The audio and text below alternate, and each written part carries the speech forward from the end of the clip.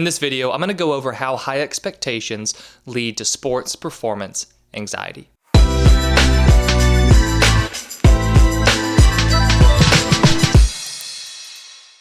Hey there, I'm Eli Straw, mental performance coach and the founder of SuccessStartsWithin.com.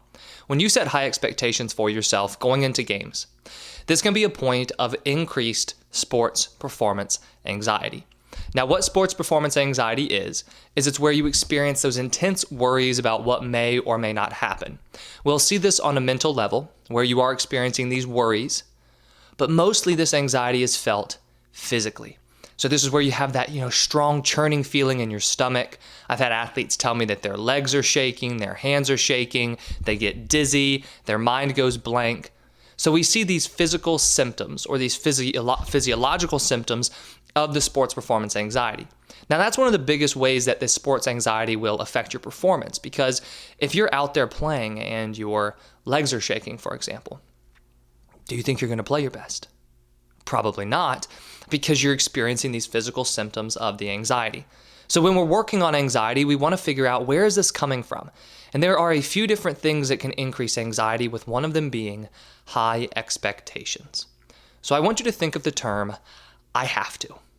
I have to play this way, or I have to play that way.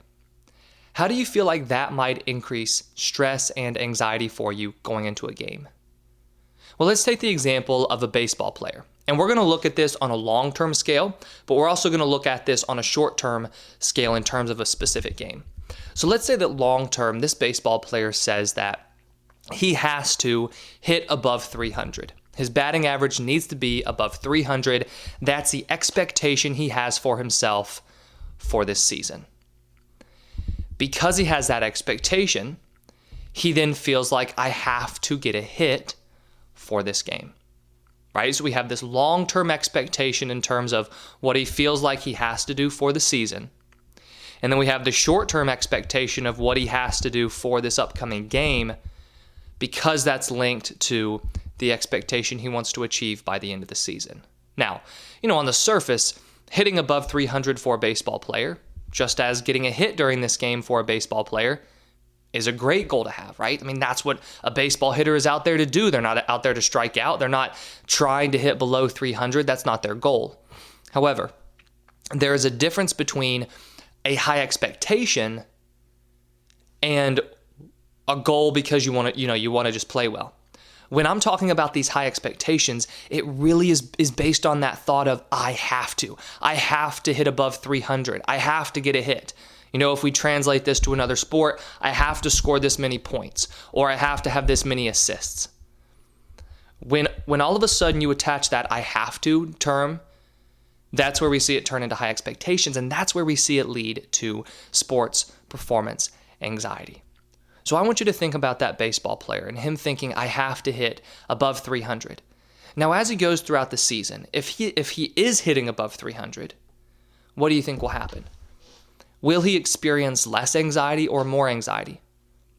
It depends, but he could experience more anxiety there, because now he's thinking, I'm hitting above 300, I have to keep this up.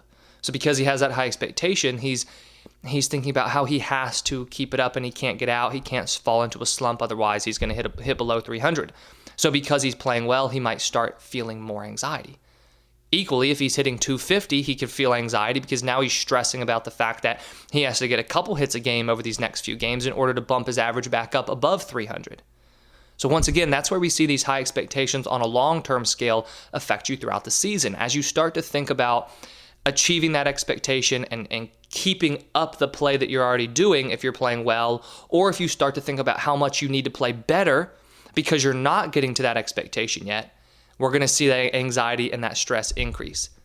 On a game-by-game basis now, with that baseball player example, if he's going into the game and he's thinking, okay, I have to get 2 hits now because I need to get to the point where I'm back up above 300. Now he's experiencing more pressure and more stress that he's placing on himself to get hits because of the high expectation he has for himself, both long-term throughout the season, but also short-term within that game. Now, the real reason that these high expectations lead to anxiety has to do with control. Now, anxiety is directly linked to control, because whenever you are anxious about something, it's natural that you're wanting to control the outcome. So let's take that baseball player example. If he's wanting to get a couple hits during that game, why do you think he worries so much about getting 2 hits before the game even starts? Because he really wants to control getting 2 hits, right? He desperately wants to get 2 hits because he needs them in order for his batting average to increase, because he wants to, and he needs to, hit above 300 on the season. So now before the game even starts, he's trying to control those at-bats. He's trying to control that future. When you try to control the future, when you try to control the result of a performance, this is where we see pressing happen, where you're trying to force a good performance instead of just allowing it to happen. And pressing is a symptom and also a cause, a further cause of this sports performance anxiety that you might experience. The more that you try to control the future, the more anxiety you'll experience in the present. The more you have these high expectations on how you need to play, the more likely it is that you'll try to control that outcome. Because if you have the thought of I have to or I need to linked to those expectations, naturally you're really going to try to achieve that, right? And as strange as it sounds, when you try too hard to perform well, this is where you find yourself underperforming because, with that baseball player example, he's going up to bat stressed and tense and trying to force himself to get a hit. Now, with that baseball player example, do you see how every time I was mentioning him, I was talking about him thinking about how many hits he needs to get, or him thinking what his batting average will be by the end of the season? If we look on a timeline, and I love expressing sports performance anxiety on a timeline because I think that really helps illustrate where our attention is. And it's really this attention that's fueling the anxiety, right? When you have these high expectations, it's the attention being on what do I need to achieve by the end of this game or by the end of the season, and how much I really have to, and now I'm trying to control that future. Once again, our attention is on that future, on that result. So with that baseball player, his attention is always traveling over here to the future. He's thinking about how many hits he needs to get. What will his batting average look like if he gets hits, or if he, strikes out a few times today or gets out a few times today. So his attention is always over here. Whenever you have high expectations for yourself, it's natural that your attention has traveled into the future. Because what are expectations other than outcomes that you want to achieve? That's all an expectation is. It's I expect myself to do this, or I expect myself to do that. And the do this and the do that typically is about the result of your performance. As your mind hangs out in the future on results, this is where we see anxiety grow. So the real reason that high expectations drive anxiety for you as an athlete is because the more you expect yourself to perform a certain way in terms of the outcome, the more you think about the outcome. The more you think about the outcome, the more you worry and you fear and you stress and you press, which only increases anxiety in the moment. And unfortunately, if that baseball player is going up to bat, stressed and pressing, he will not hit as well as he can. Just like you, if you are having too high of expectations for yourself and this leads to pressure and stress, you're not going to be performing as well as you would like. So the frustrating thing about high expectations is when you set these high expectations based on the outcome of your performance, a lot of times you're the very one keeping you from achieving these results and achieving the expectations that you want because of the anxiety that stems from trying to control that outcome. So what can we do about this? What's the alternative, right? Because, that baseball player, he wants to get a couple hits. Of course he wants to hit above 300. Well, there's a difference, like I said earlier, between having a goal of achieving a certain result versus having the high expectation and constantly focusing on, I need to. So when it comes to shifting from high expectations that lead to stress to a better way of thinking, what I always encourage athletes to do is to set standards for themselves if they want to expect something of themselves. Now, the difference between a standard for me versus an expectation is if I'm setting a standard for myself, it's the standard in terms of how I want to play versus the expectation is what I expect to have happen by the end of my performance, right? So let's kind of build off that baseball player example where he expects himself to get 2 hits this game because he needs to bump his batting average back up. once again, expecting himself to get 2 hits will only increase stress.